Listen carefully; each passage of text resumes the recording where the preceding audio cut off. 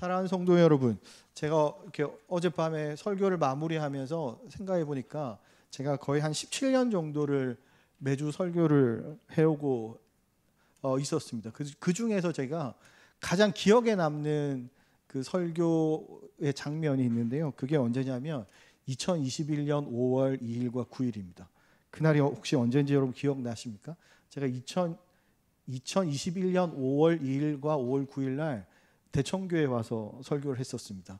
근데 그날이 어떤 날이었냐면 2021년 4월 마지막 주일 설교 때 저희 교회 확진자가 나와서 그날 1, 2, 3부 예배 참석하셨던 400분이 다 격리가 되었던 그때입니다.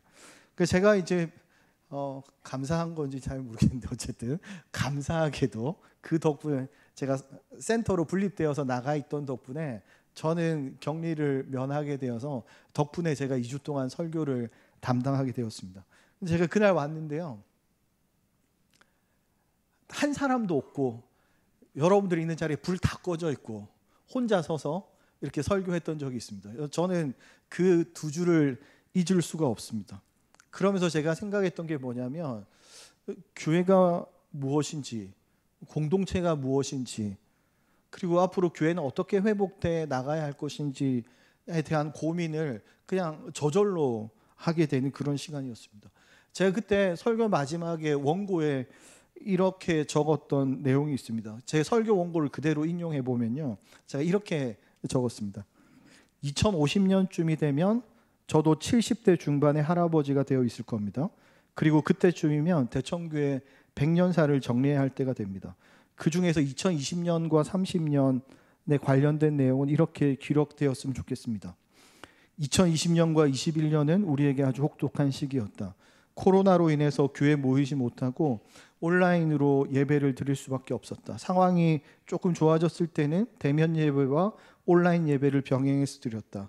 예배 이외의 다른 모든 활동은 그 2년 동안 완전히 중단될 수밖에 없었다. 그리고 2021년 4월 교회 안에 확진자가 나와서 예배에 출석했던 400명이 넘는 성도들이 2주간 자가격리를 하는 초유의 사태가 벌어졌다. 교회 전체가 어려움을 겪었지만 그 이후 교회 안에 놀라운 은혜가 임했다. 온 교회가 초대교회처럼 서로 사랑하는 일들이 일어나기 시작한 것이다. 교회 안에서 서로 사랑하는 일은 교회 밖에 있는 이웃들에게까지 이어졌다. 제가 이렇게 100년사에 이렇게 써졌으면 좋겠다고 말씀드린 적이 있습니다. 저는 그때 코로나 때문에 우리 공동체가 힘든 상황에 있었지만 결국 이 일을 잘 해결해 나갈 것이고 회복될 것이라고 굳게 믿었습니다. 그리고 이후 4년이 흘렀습니다.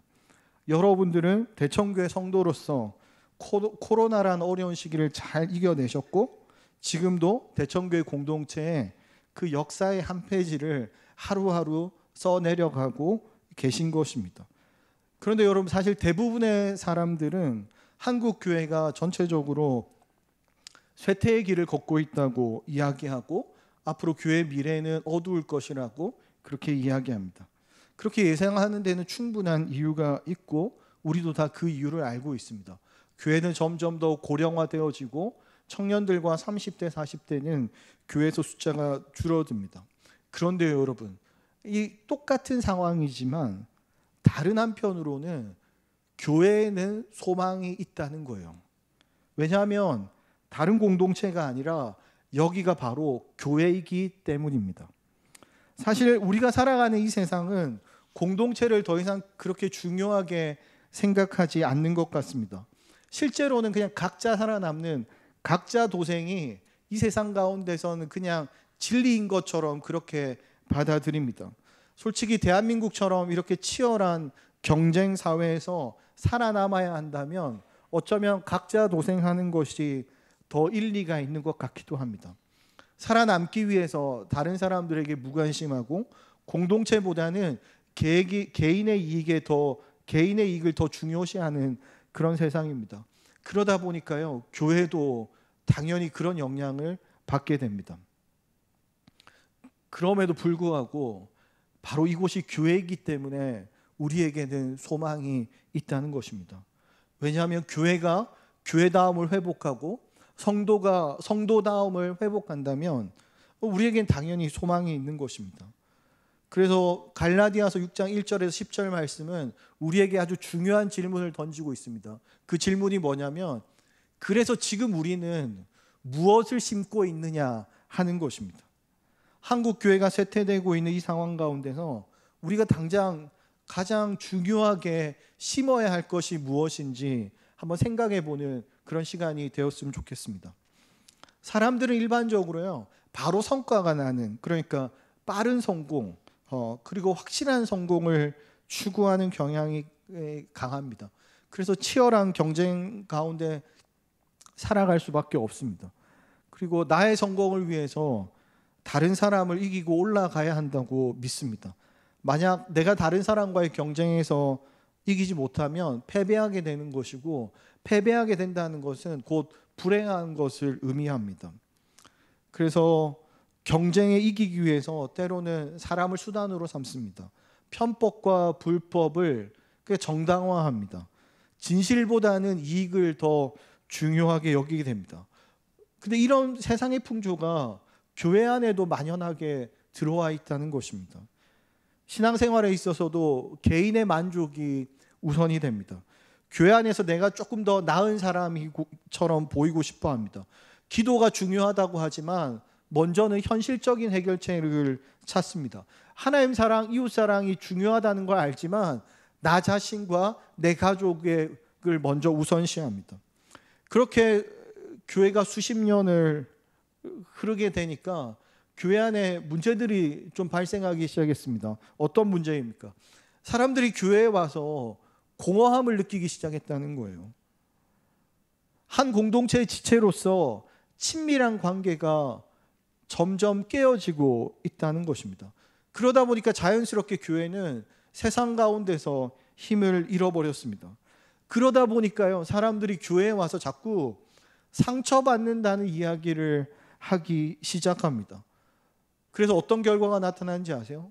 그 결과 사람들이요, 교회에 와서 혼자 조용히 신앙생활을 하는 것을, 그것을 택한 사람들이 점점 더 늘어나기 시작했다는 것입니다. 사랑하는 여러분, 그런데요, 교회 안에서 혼자서 신앙생활을 잘 한다는 것이 가능한 것입니까? 우리의 신앙이 개인적인 측면에서만 잘 유지될 수 있을까요? 교회 공동체가 점점 더 개인적인 신앙으로 가게 되면 우리는 어쩌면 아주 중요한 것을 잃어버리게 될지도 모릅니다.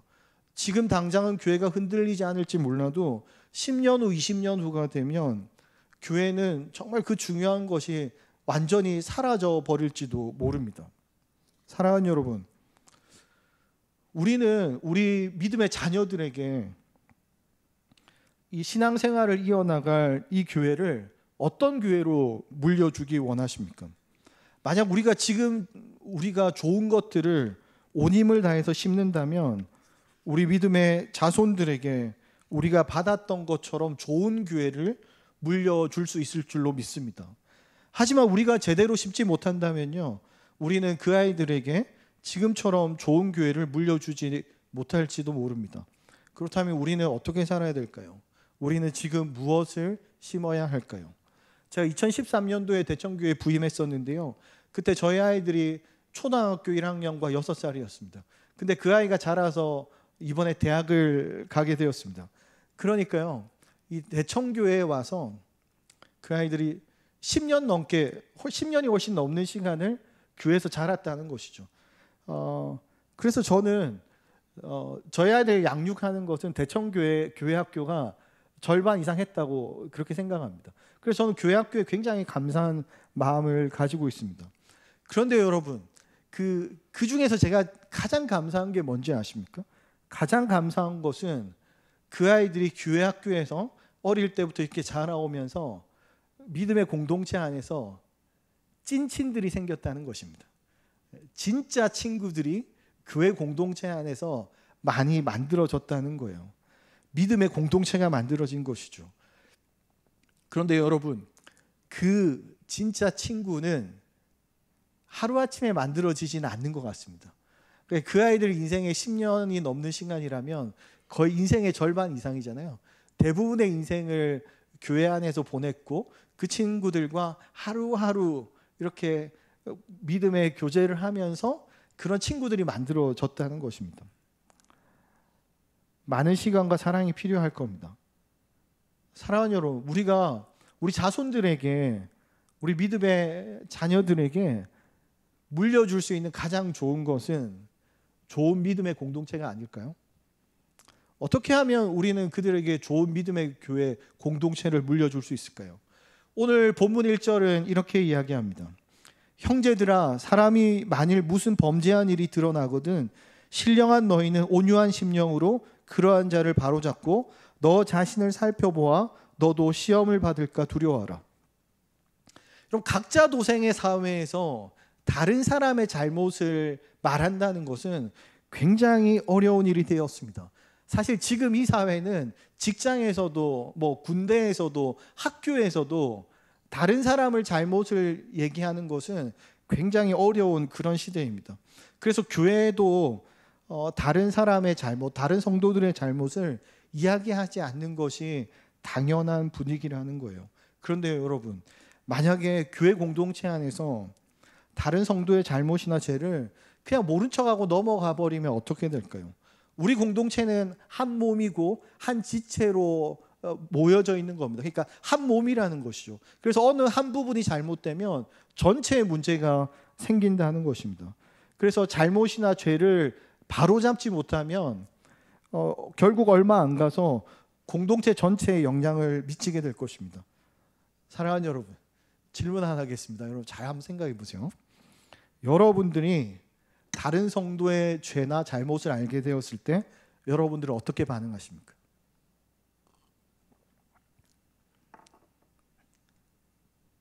대부분 모른 척 하실 것 같습니다. 그렇지 않습니까?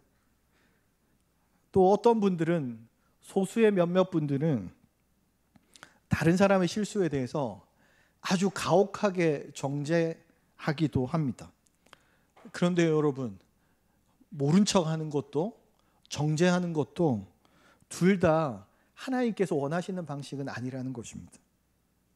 왜 그렇습니까? 그렇게 해서는 교회 공동체 안에 하나님께서 원하시는 회복이 일어나지 않는다는 거예요. 우리의 목적은 그 죄가 잘못됐다고 지적하거나 질책하는 것이 아니라 회복이 일어나기를 원하는 것입니다. 여러분 믿으십니까? 여러분, 자녀들을 키워보신 분들은 아시겠지만 우리가 자녀들의 잘못을 지적을 많이 합니다. 그죠? 그래서 아주 강하게 질책하기도 하고 혼을 내기도 합니다. 근데 그렇게 해서 혹시 자녀들이 바뀌던가요? 아니면 자녀들이 죄를 잘못 지적했을 때 내 어머니 알겠습니다. 제가 잘못했습니다. 고치겠습니다. 혹시 이렇게 하는 자녀들이 여러분 집에 있습니까? 혹시 있으십니까? 혹시? 굉장히 희귀한 부분인데 있으면 말씀 좀 해주세요. 저희가 잘 없을 것 같습니다. 지적을 받으면 주로 이렇게 얘기하죠. 어떻게 반응합니까? 아, 내가 알아서 할게. 뭐 이렇게 얘기하죠. 아, 좀 뭐 이렇게. 아, 그만 뭐 이렇게. 지금 하려고 했다니까. 뭐 주로 이런 반응일 겁니다. 바뀌지 않는다는 거예요. 진짜로 바꾸고 싶으면 한 가지 무기를 장착해야 됩니다. 그 무기가 뭡니까? 1절에서 뭐라고 얘기한 줄 아세요? 온유한 심령을 장착해야 됩니다. 제가 영어 성경을 보니까요, 젠틀리라고 되어 있습니다. 그러니까 젠틀하게 그 일을 해야 된다는 거예요. 신사적으로 부드럽게 온유하게 그 일을 해야 된다는 것입니다. 왜요? 우리의 목표는 잘못을 지정하는 것이 아니라 바로잡는 것이기 때문에 그렇습니다. 그리고 원어 성경에서 이 바로잡다라는 단어를 찾아보니까요, 이게 회복하다, 수선하다라는 의미가 있습니다. 그래서 수선하다는 뭘 수선하는 거냐면, 그래서 어원을 보니까요, 어부들이 그물이 찢어지면 그 그물을 이렇게 수선하는 것, 깁는 것, 그것을 이야기하는 겁니다. 정죄는 이런 겁니다. 정죄한다는 것은 뭐냐면 그 그물을 잘못된 부분을 그냥 잘라내 버리는 것입니다. 그런데요, 바로잡는 건 어떤 의미냐면 그 그물을 기워서 다시 사용할 수 있도록 만든다는 거예요. 근데 여러분, 정죄함으로 그 그물을 찢어버리면, 거기를 도려내버리면 그 그물은요 전체가 다 사용할 수 없게 되는 것이죠. 그런데요, 그래서 바로잡아야 하는 것일 줄로 믿습니다. 결국 공동체가 살려면 온유하게 다른 사람의 죄나 잘못을 말할 수 있어야 합니다. 사랑하는 여러분, 혹시 저와 여러분 중에 이 일을 온유하게 잘 감당하실 수 있는 분 계십니까? 혹시 나는 잘할 수 있을 것 같아 한번 손 들어 보시겠습니까? 네, 감사합니다. 한 분도 안 드셔가지고. 네, 드셨으면 제가 좀 당황스러울 뻔했는데 쉽지 않을 것 같습니다. 저도 고민을 많이 해봤는데요, 이게 가능할까? 진짜 어려울 것 같은데 말씀에는 거기다 하나를 더 추가합니다. 뭐라고 이야기하냐면, 그 일을 행할 때 혹시 그 죄가 너 자신도 지을 수 있기 때문에 그 조심하는 마음으로 그 잘못을 이야기해야 된다는 거예요. 다시 말해서 진짜 다른 사람의 회복을 위한 것은 정죄의 방식이나 뭐 이렇게 소리를 지르거나 화를 내거나 혼내는 방식으로는 바꿀 수 없다는 거예요. 온유하고 겸손하게 행할 때 회복이 일어나는 줄로 믿으시기 바랍니다. 그래서 저는 설교를 준비하면서 나는 할 수 있을까? 이거 어렵지 않나? 불가능한 거 아닐까? 왜 성경은 이렇게 안 될 것 같은 어려운 일을 우리한테 말하고 있는가? 그런 생각이 들었습니다. 그래서 사람들은 자연스럽게 타협점을 찾았죠. 어떤 타협점입니까? 그럼 나도 얘기 안 하고 너도 얘기하지 마. 우리 서로의 잘못에 대해서는 얘기하지 말자. 그게 더 평안한 길인 것 같아. 그렇게 타협점을 찾았다는 거예요. 얘기하면 서로 기분 상할 수 있고 못 받아들일 수 있으니까 그렇게 자연스럽게 결정된 것입니다. 그게 우리의 현실이라는 거예요. 그런데요, 서두에서 말씀드린 것처럼 우리가 개인적으로 각각 개인이 신앙생활을 잘한다는 거, 그게 가능한 것일까요? 힘들다는 거예요. 왜냐하면 우리는 그 누구도 죄에서 자유로울 수 있는 존재가 아니기 때문에 그렇습니다. 우리는 그 누구도 우리 자신의 죄에 대해서 객관적으로 볼 수 있는 사람이 없기 때문에 그렇습니다. 그러면 공동체 안에서 누군가 그 일을 감당해야 되잖아요. 다른 사람이 잘못했을 때, 죄를 지었을 때 온유하고 겸손하게 그 일을 회복할 수 있도록 누군가 그 일을 해야 되지 않습니까? 그 일은 누가 해야 합니까? 신앙생활을 오래 하신 장로님이나 권사님들이 그 일을 맡아야 합니까? 아니면 교육자들이 그 일을 감당해야 됩니까? 제가 본문 1절에서 이렇게 나오는데요, 뭐라고 나오냐면, 누구한테 맡겨졌냐면 신령한 너희에게 그 일이 맡겨졌대요. 여러분, 여기서 말한 신령한 너희는 누굽니까? 성령의 인도함을 받은 성도들을 이야기합니다. 사랑하는 여러분, 근데 혹시 이렇게 우리가 다른 사람의 잘못이나 죄를 지적하는 것이 굉장히 부담스럽고 어려운 일인데, 우리가 특별히 어떤 대상에게는 아무런 거리낌 없이 그런 잘못이나 죄를 지적하는 대상이 있는데, 혹시 누군지 아십니까, 여러분? 여러분, 가장 가까이 있는 사람 누군가에게 막 잘못이나 죄가 보이면 막 이렇게 참지 않고 바로 얘기하는 대상이 있을 텐데요. 누굽니까, 여러분? 남편. 누가 얘기하셨습니까? 보통 이제 한 1000가지 정도 잘못하면 한두 가지 정도 얘기하는데, 그죠? 그래서 우리가 브레이크 없이 그냥 바로 얘기하죠. 또 우리 자녀들에게 그렇게 하죠. 근데 그렇게 할 수 있는 이유가 무엇입니까? 사랑이 전제되어 있기 때문에 그렇죠. 그렇게 해도 오해하지 않고 이해하고 받아들일 수 있는 존재에게는 우리가 그렇게 하고 있었다는 것입니다. 물론 그런 존재에게도 우리가 정죄하거나 뭐 이렇게 혼내거나 뭐 이렇게 질책하면 잘 받아들이기 힘들 겁니다. 근데 온유하고 겸손하게 하면 그게 바뀔 수 있다는 거예요. 근데 그렇게 이야기할 수 있는 대상, 그 이유는 뭐냐면 사랑하기 때문에, 그만큼 친밀하기 때문에 그렇습니다. 다시 말해서 제가 오늘 본문 1절 말씀이 가능하려면 전제가 필요한데, 그 전제가 뭐냐면 우리 공동체 안에 서로 그런 이야기를 할 수 있는 진짜 친구 같은 지체들이 있어야 한다는 것입니다. 상대방의 잘못을 온유하게 서로 존중하면서 겸손하게 말할 수 있는 친구가 있어야 합니다. 그리고 그 이야기를 말 그대로 감사함으로 받을 수 있는 그런 관계가 친밀한 관계가 필요하다는 겁니다.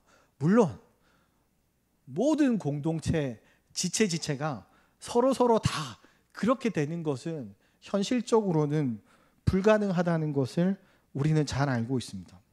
그런데 한 가지 분명한 건 이겁니다. 우리에게 내가 어떤 잘못을 저질렀을 때 그 이야기를 온유하게 해줄 수 있는 그런 친구가 우리에게 존재하느냐, 이건 우리가 진지하게 고민해 봐야 될 것 같습니다. 만약 그런 친구가 교회 안에 한 명이라도 있다면 너무너무 감사한 것이고, 그런 친구가 여러 명 있다면 우리는 할렐루야를 외쳐야 될 것입니다. 만약 여러분이 교회 안에 그런 지체가 있다면 여러분 그분 모시고 가서 맨날 맛있는 것도 사주고 선물도 하고 감사함을 표시했으면 좋겠습니다. 왜 그런지 아십니까? 그 사람이 여러분들이 진짜 어려움에 처했을 때 여러분들을 구해줄 사람이기 때문에 그렇습니다. 여러분, 제가 생각할 때 가장 힘든 것이 뭐냐면, 내가 무엇인가 잘못을 행했을 때, 내가 무엇인가 죄를 행했을 때 아무도, 내가 부담스러워서 아무도 그 얘기를 해주지 않는다면 저는 그게 가장 힘든 일일 것 같다는 생각이 들었습니다. 그래서 누군가 나한테 그 얘기를 해줄 수 있다면, 그리고 내가 누군가에게 그런 얘기를 할 수 있다면 그건 정말 감사한 일이라는 생각이 듭니다. 사랑하는 여러분, 여기 있는 우리 모두 단 한 사람도 죄에서 자유로울 수 없다는 사실을 여러분 인정하시기 바랍니다. 우리는 죄에서 자유로울 수 없습니다. 그러면 그 죄는 언젠가 죄가 유혹에 빠지게 될 텐데, 그 죄에 빠졌을 때 누군가 우리에게 얘기해 줄 그런 사람이 필요하다는 사실을 여러분 믿으시기 바랍니다. 그래서 중요한 것은요, 우리가 서로 친밀한 관계에 있는 이런 사람들이 매우 중요하다는 생각이 듭니다. 그리고 한국 사회는요, 정말 치열한 경쟁과 철저한 개인주의가 되면서 다른 사람을 돌보는 일들이 점점 사라지기 시작했습니다. 심각한 것은 교회도 그런 영향을 받고 있습니다. 근데 교회는 여러분 잘 아시다시피 사랑하고 섬기는 공동체 아닙니까? 그런데 어느 순간부터 서로 도움을 주고 도움을 받는 것에 부담을 느끼기 시작했습니다. 불편해지기 시작했다는 것이죠.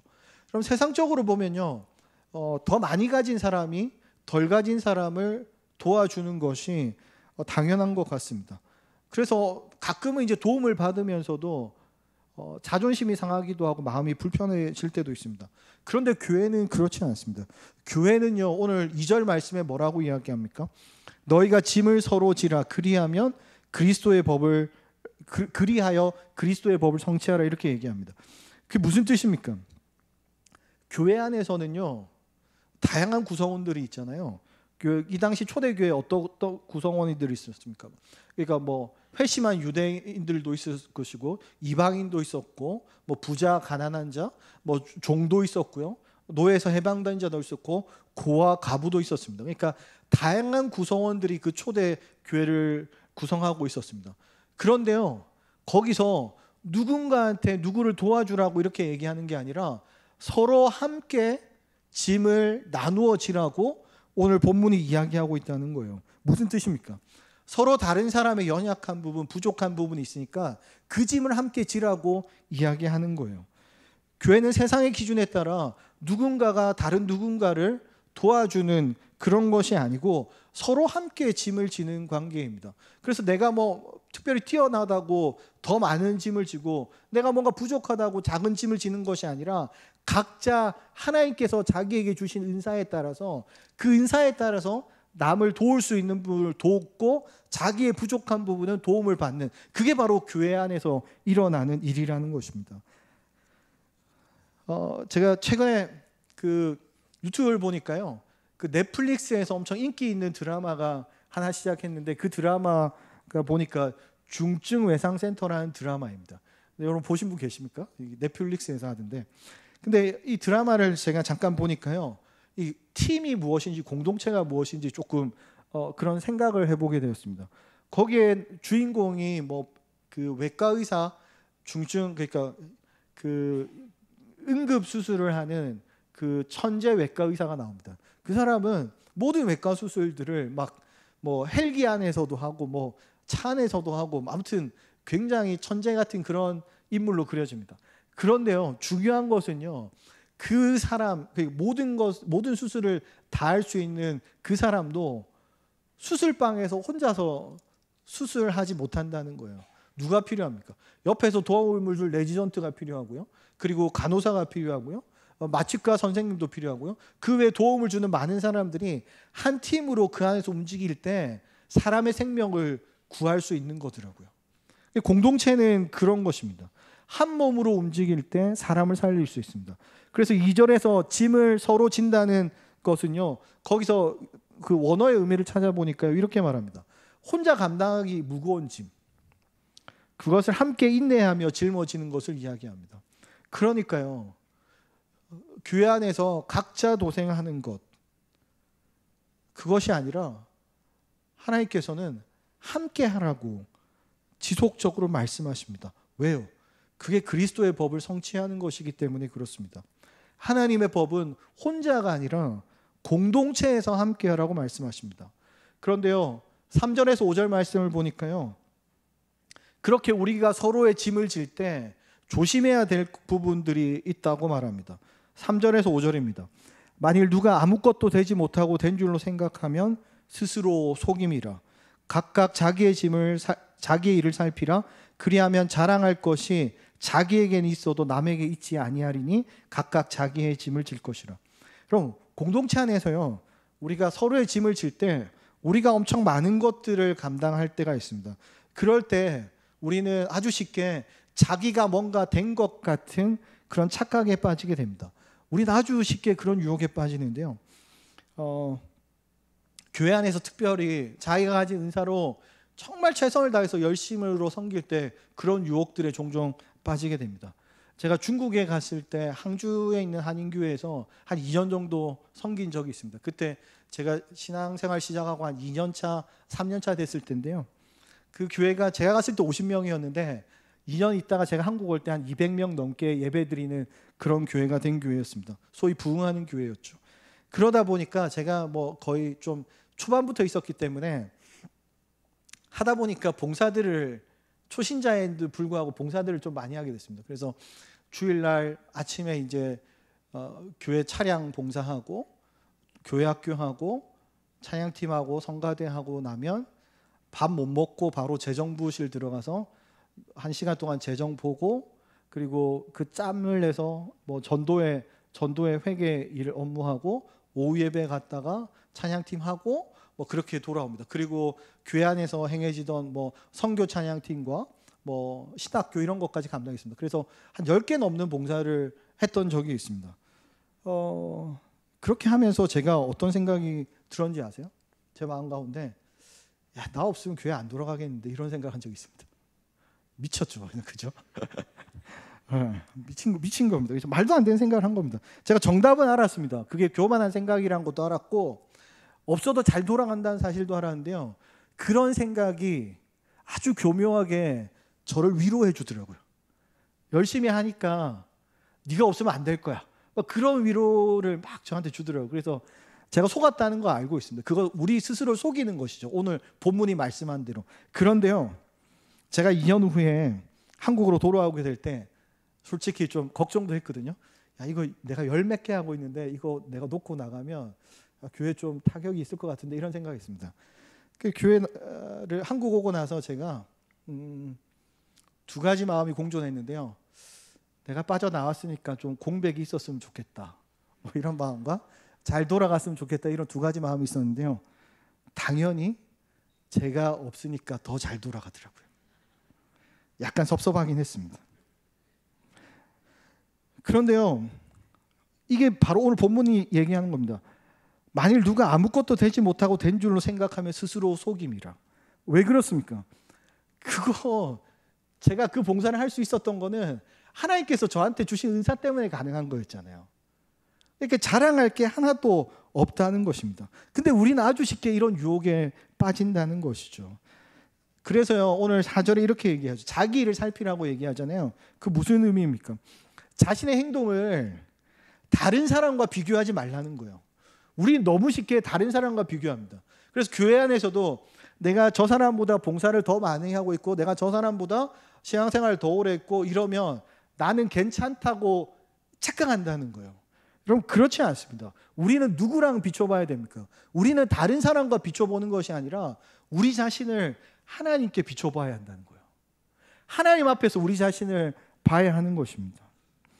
그래서 진정한 자랑은 하나님 앞에서 하는 거예요. 그 뜻이 무엇인지 아세요? 어떤 자랑입니까? 하나님, 저는 한 게 아무것도 없습니다. 그냥 무익한 종이 하나님께서 은사 주셔서 그냥 순종했을 뿐입니다. 그런데도 이런 좋은 결과물이 나온 것은 전적으로 하나님께서 하신 일입니다. 그래서 전 하나님께 영광 돌립니다. 이게 자랑하는 것이라는 겁니다. 여러분, 우리가 자랑할 것은 오직 예수 그리스도밖에 없습니다. 아멘이시죠? 그리고 이어서 5절에서는 각자 자기 짐을 지라고 얘기합니다.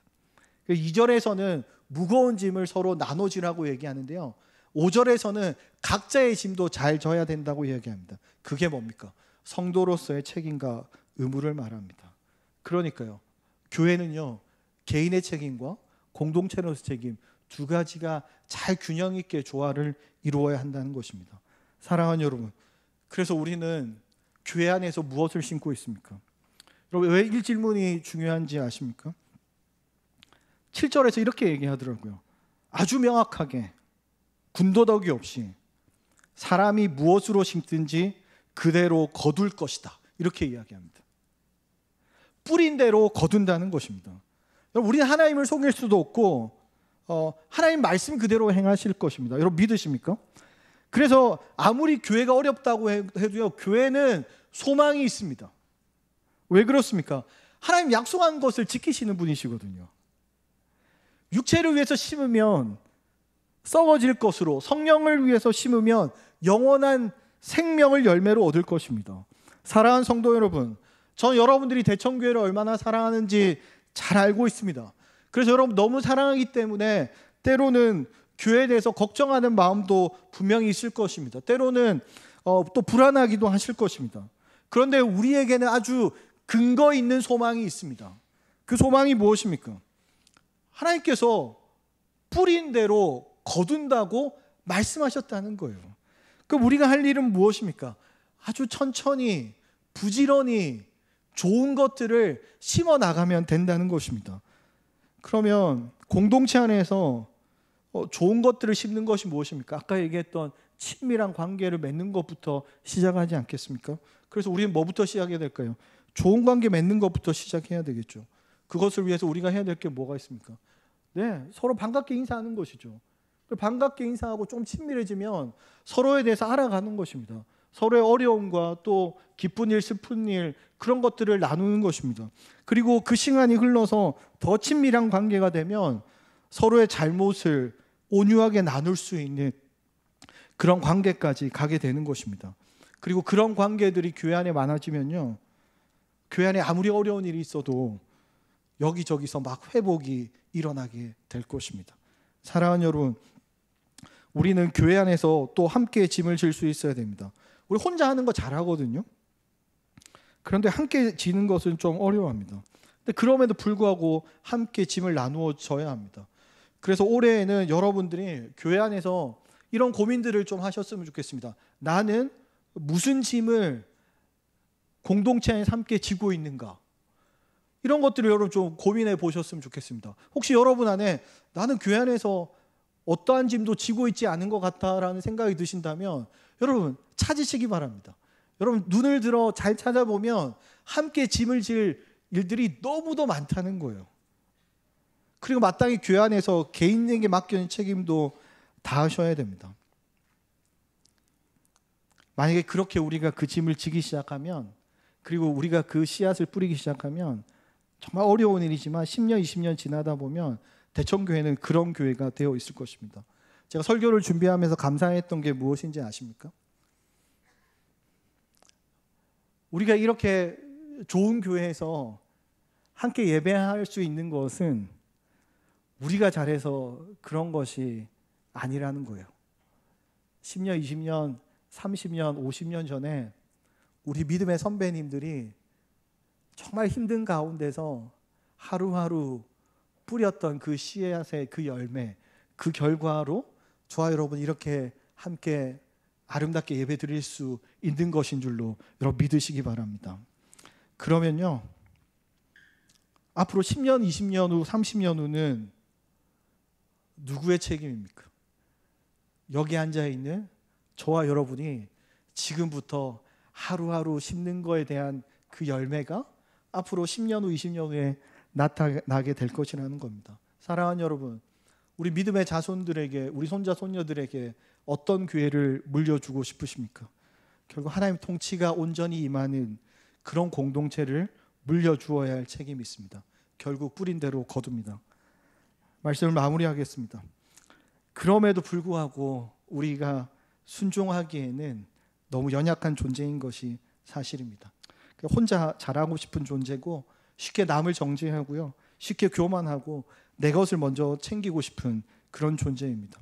그럼에도 불구하고 우리는 우리의 본성을 거슬러서 좋은 것을 심고 또 심고 또 심어왔습니다. 그리고 심으면 심는 대로 그 열매가 맺힌다는 것이 분명합니다. 여러분, 대청교회 10년 후, 20년 후 우리 믿음의 자녀들, 우리 손자 손녀들이 신앙생활 될 이 대청교회는 지금 저와 여러분들이 무엇을 심느냐에 달려 있습니다. 그런데요, 어렵죠. 근데 포기할 수 없는 이유는 9절에서 이렇게 말합니다. 우리가 선을 행하되 낙심하지 말지니 포기하지 아니하면 때가 이름에 거두리라. 할렐루야. 낙심하지 말고 끝까지 포기하지 않으면 언젠가 때가 되면 반드시 거둘 것입니다. 그러니까요, 여러분, 선을 행하십시오. 말씀에 순종하십시오. 포기하지 마십시오. 낙심하지 마십시오. 10년이 걸리고 20년이 걸리고 30년이 걸릴 수도 있습니다. 근데 꾸준히 쏟아 부으십시오. 걱정할 필요가 없는 것은 하나님께서 심은 대로 거둘 것이라고 약속해 주셨기 때문입니다. 마지막 10절 말씀에서 이렇게 얘기합니다. 그 심는 그 일을 누구 보고 하라고 말씀하십니까? 언제 하라고 말씀하십니까? 기회가 있는 대로 하라고 말씀하십니다. 누구에게요? 모든 이들에게, 특히 믿음의 가정, 교회에게 하라고 말씀하십니다. 사랑하는 여러분, 바로 지금입니다. 그 기회가, 그 씨를 뿌릴 수 있는 그 기회가 저와 여러분에게 주어졌습니다. 우리는 혼자 살아갈 수 있는 존재가 아닙니다. 신앙은 각자의 몫이기도 하지만 공동체 속에서 완성되어질 것입니다. 우리 교회 안에서 서로 온유함으로 서로의 잘못을 바로잡을 수 있는 그런 관계들이 많아졌으면 좋겠습니다. 서로의 짐을 기쁨으로 질 수 있는 그런 일들이 우리 교회 안에 풍성하게 일어났으면 좋겠습니다. 그렇게 하루하루 심다 보면 반드시 좋은 열매가 맺힐 줄로 믿습니다. 그런 좋은 열매를 하루하루 기대하며 하루하루 씨를 뿌리는 그런 저와 여러분 되어지시기를 주님의 이름으로 축복합니다.